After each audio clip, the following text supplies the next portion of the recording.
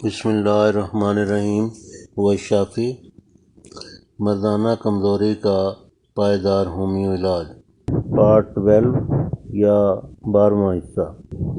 گزشتہ زمانوں میں مردانہ کمزوری کا علاج غذا سے کیا جاتا تھا، وہ آہستہ آہستہ اثر کرتا تھا، تاہم وہی پائیدار اور دیر پا علاج ہوا کرتا تھا۔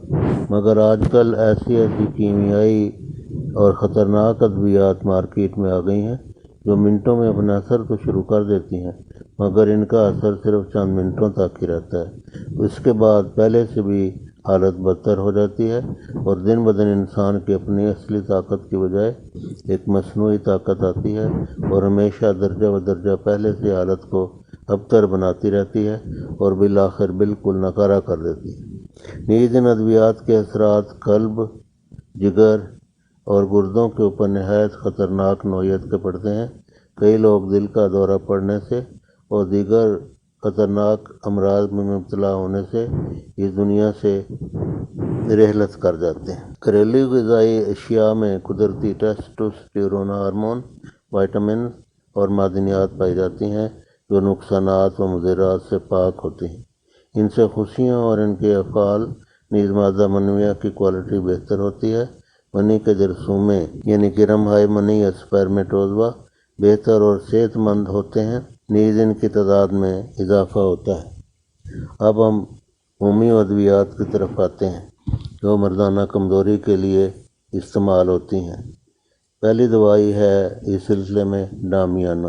ڈامیانہ 1000 یا لاکھ یعنی CM نامردی جو اس کا مدر ٹنکچر بھی استعمال کر سکتے ہیں اور ساتھ ساتھ کرنا چاہیے۔ اگر 1000 طاقت ہو تو وہ ہفتے کے بعد یا 10 دن کے بعد ایک خوراک لیں، اگر لاکھ طاقت ہو تو 15 دن یا ایک مہینے کے بعد۔ اور جو مدر ٹنکچر ہے 10-12 قطرے 15 سے 20 قطرے تک ایک گھونٹ پانی میں یا آدھے کپ پانی میں ملا کر صبح، دوپہر، شام استعمال کریں۔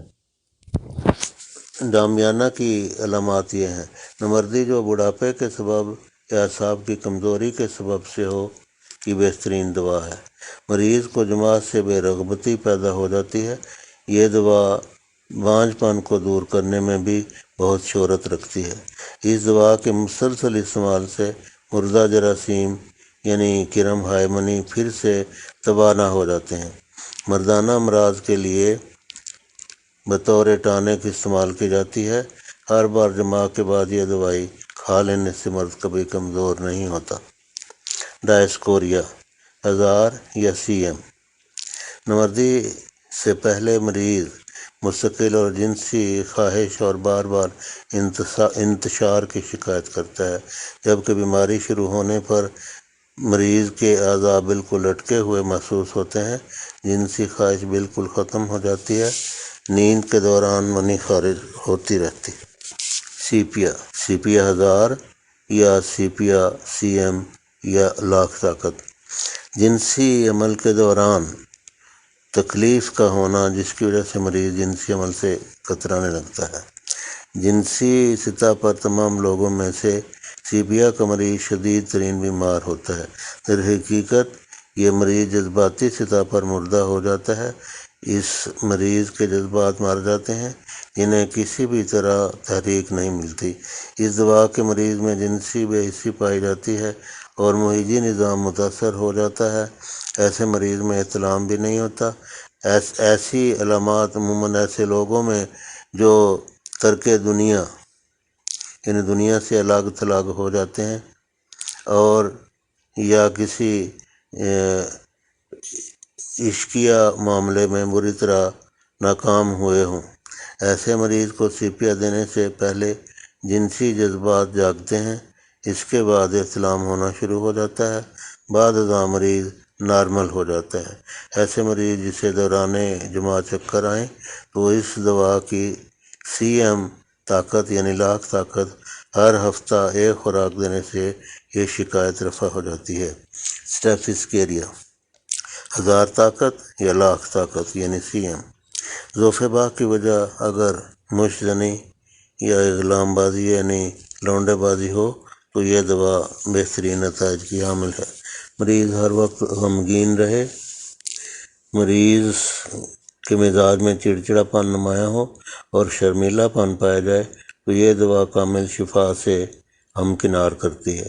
مریض کے ذہن پر ہر وقت جنسی خیالات غالب رہتے ہوں، مریض کا چہرہ مرجھایا ہوا ہو اور آنکھوں کے نیچے سیاہ حلقے نمایاں ہوتے ہوں۔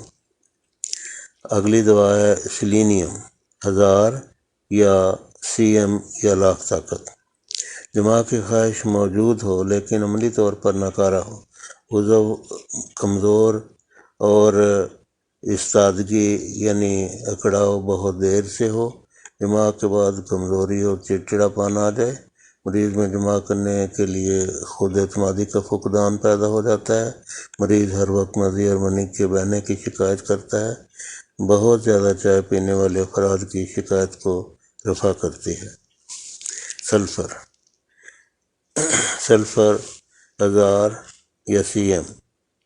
مریض میں جماع کی خواہش ہی نہ رہے، مریض کو اکثر و بیشتر احتلام ہوتا رہے اور بالآخر مریض صورت انزال کے عرضے میں مبتلا ہو جائے، مریض کو عموماً کمر درد ہو اور ہاضمے کی خرابیاں درپیش ہوں، جسم کے مختلف اعضاء میں جلن، خصوصاً ہاتھ پاؤں اور سر کی چوٹی میں جلن اس دوا کی خصوصی علامت ہے۔